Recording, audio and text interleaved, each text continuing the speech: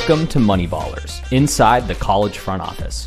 We're your hosts, Nick Siscoe and Luke Bogus, co-founders of Dropback.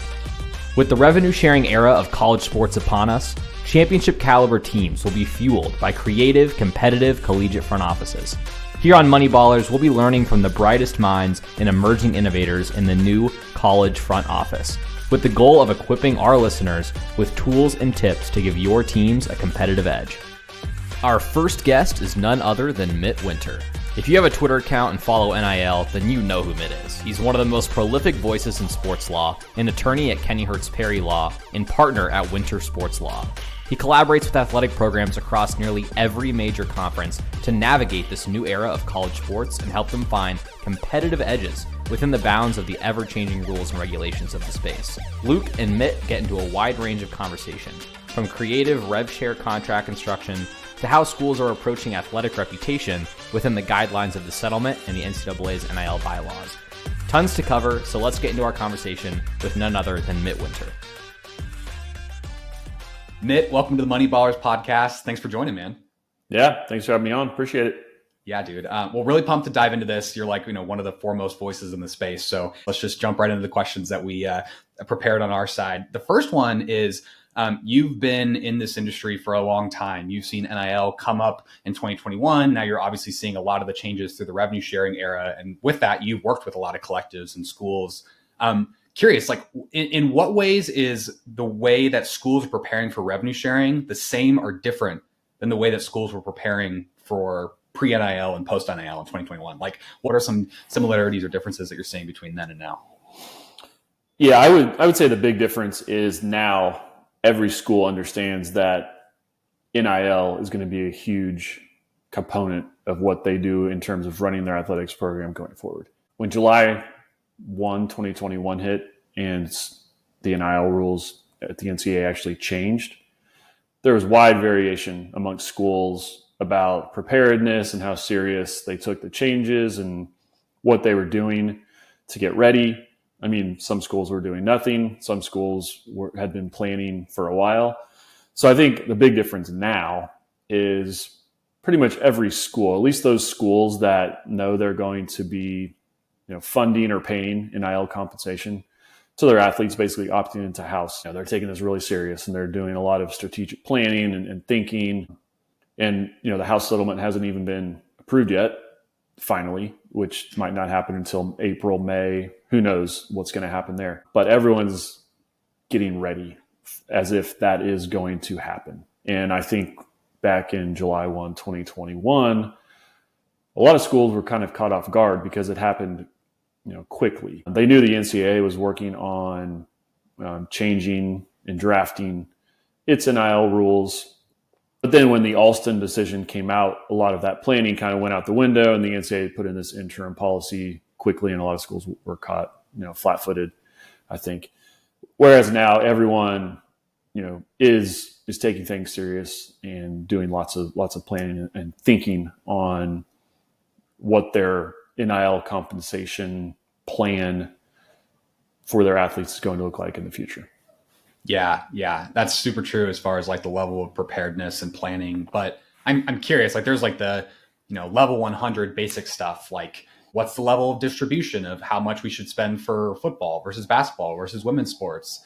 There's like those questions which are still up in the air, not necessarily trivial, but maybe on the other end, like what are some of the more like cutting edge creative things teams are doing to get ahead? Like there's the basics of distribution, et cetera. But maybe what are some of like the most creative, innovative things that you've been seeing from some of the schools out there? Yeah, I think probably on how they're going to value their athletes and what that's going to look like. And I think that runs the gamut from the coaches kind of just saying, we think these are the most valuable positions, or the current players we have, we think they're worth X, or utilizing all of the different tools that third parties are providing. And I think that's where there's a lot of variability right now in terms of, are you using a tool like that? Which tool are you using? What different types of things do those different tools provide? And so I think that's kind of where some schools are seeing a place where they can sort of get a little advantage potentially on some of their competitors, because as you know, with the house settlement, there's going to be a finite amount of money each school can pay to its athletes. So it's going to be important to make sure that you're making good decisions on how that money is being paid out. Not just how you're going to divide it up by team, but on those teams by position and all of that stuff. That's where it really gets into, a lot of the nitty-gritty details and strategic thinking. And you kind of mentioned like finite resources. I mean, obviously, right when the house came out, maybe an hour later, you already started seeing tweets about above the cap and different circumvention strategies. What's your take on that? Like, is that going to be as prolific as people are saying? Or do you kind of feel like the majority of programs are going to stick to the fact that it is a pretty much finite 20.5 or whatever it shakes out to be? Yeah, I think a lot of that's going to depend on how effective the planned restrictions on boosters and collectives paying NIL compensation the way they are now, how effective those rules that are written into the house settlement are going to be. If they work really well and people quickly see that collectives are not going to be able to operate the way that they have been over the past few years, then I think has a good chance of keeping people in within that cap. But if people quickly realize that these rules are not going to be very effective, and for us to be competitive in recruiting, especially at the highest levels, people are going to utilize whatever strategies are available to them to try and circumvent the cap. There will be people that test those for sure, because it's another little time period where there's uncertainty, and if you're a little more aggressive, you might be able to gain an advantage.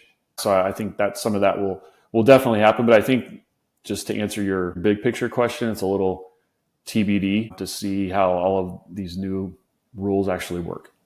Totally. Yeah. It kind of coming down to the levels of enforcement. But I think like maybe the thread of what I'm hearing is that even with a finite amount of money, obviously there's going to be strategies to go above that, et cetera. But really it's this bigger question of, what are the competitive advantages that I can have to try to give my team that edge to continue to win? Because, the former ways of thinking about the arms race, between 2021 and now is who can raise the most money to give the most money to student athletes. Pre-2021, it was who can raise the most money to build the most amazing facilities. And now post, 2025, I guess when the house settlement comes in, maybe for the most part, finite amount of money, but like, what's the next arms race? I'm kind of curious, like, how do you see the world of recruitment changing when it comes into the world of money? Like how do you see schools thinking about either the resources they give to recruiting today, how that changes post-house, or just generally speaking, how are teams going to pull those different levers to maximize their 22 million and actually recruit the top talent?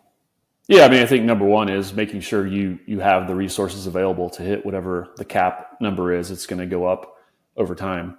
That's obviously going to be important. And then number two, I think where some schools see they can differentiate themselves is with the third party NIL stuff, whether it's with a collective like we talked about, or if it's a school becomes really good at helping its athletes find business NIL deals with businesses in the community, or, kind of like we saw at Memphis, they had this deal with FedEx, where FedEx has become a big NIL partner and is putting a lot of money every year to NIL deals with their athletes. So those are some ways I think that we'll see schools try and differentiate themselves. And then, the contracts that the schools are entering into with athletes, I think can be a big differentiating point, what those look like, whether you're going to try and include bonuses in those contracts, which I know some schools are talking about, and you can get kind of creative with what that stuff looks like. Even though there is this cap, there's still plenty of ways that schools can differentiate themselves and try and find an advantage for them in recruiting. Maybe on that thread of the contract, I know I've heard a lot of buzz around there being some off-the-shelf template provided by conferences, but to your point, like you can get really creative with the contract structure, the payment schedule, some of the terms, et cetera. Are schools going to just simply adopt the template? Do you find that like the contract verbiage is going to be a competitive advantage in the recruiting world, or like what's your take?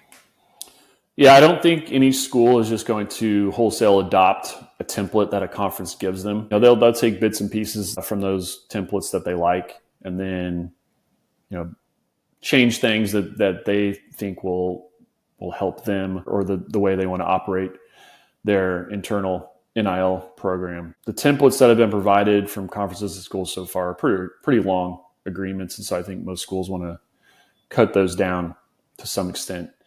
But they'll all end up being different to start. There might eventually, over time, things kind of migrate into more of a standard agreement like you see at the pro level. You know, the NFL players have a standard team contract, and there are a few variables that teams can change. But at least initially, I think we're going to see a lot of differences in those agreements. You know, will they have a buyout if an athlete wants to transfer? And there are different ways you can do that and different things you're going to need in the agreement if you do want to have a buyout.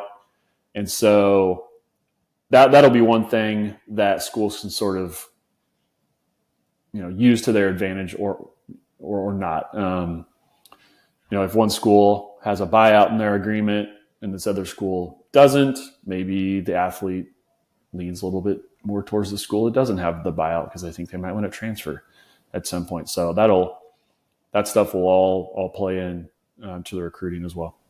Yeah, that's so interesting as far as like there's all these different levers to pull, I guess. There's the, like you said, having a great pipeline of opportunities from the NIL and business perspective to boost your personal brand. There's the maybe favorable terms in a contract. All these things are kind of on this vein of like, you know, strategy. And, you know, there is this entire organization in the NFL called the front office, where it's a bunch of strategic thinkers about how to basically right size the cap, think about spending your money smart.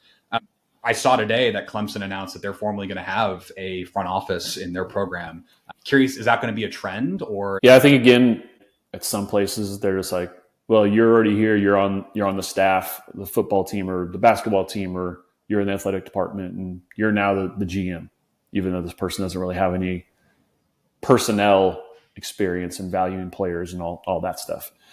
At other places, you know, they're hiring people who have worked in the NFL or consulting with people who have worked in the NFL as player personnel people, and they're building out front offices for either the whole department or just for the football team or basketball team, whatever it is. I would bet that over time, it'll move more towards that latter model where there is an actual front office whose job is just determining what are these contracts going to look like. How much are we paying this team, the players on this team, just because that's going to be a big job. And there may be some schools right now kind of underestimating how big of a job that is. Because in addition to just all of that analyzing, then you actually have to get into the negotiation and actual contracting process with lots of athletes. It's almost as if you're taking an NFL team, an NBA team, a WNBA team,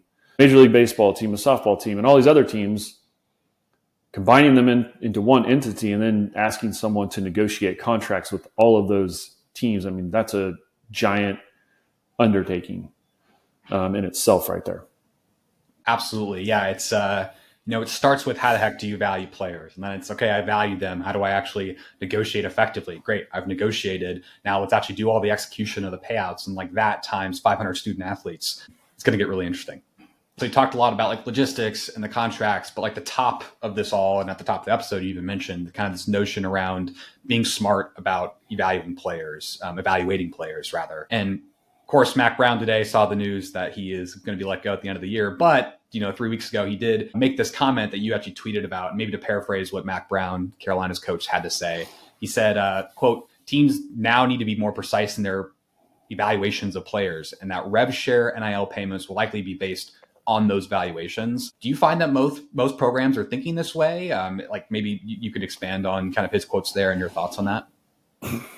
Yeah, I think more teams are thinking that way than they have in the past. But, you know, like we've touched on, there's going to be a finite amount of money that's going to be able to be spent on a team. And if you have a bunch of mistakes on valuing a player and you pay them too much money or maybe too little money, too much money, you might be stuck paying a lot of money to someone who's not producing on the field, which could hurt competitiveness. Or if you don't pay someone enough who produces a lot, on the field, maybe they feel undervalued and feel like they're going to go somewhere else. So that is going to be super important. And then I think just how that ties into recruiting is important as well, because I think in the past, a lot of recruiting was just sort of off of, feel and the eye test, and you didn't have to really assess, okay, how valuable specifically is this player going to be to our team? A lot of it's like, oh, this is a good player. He can help us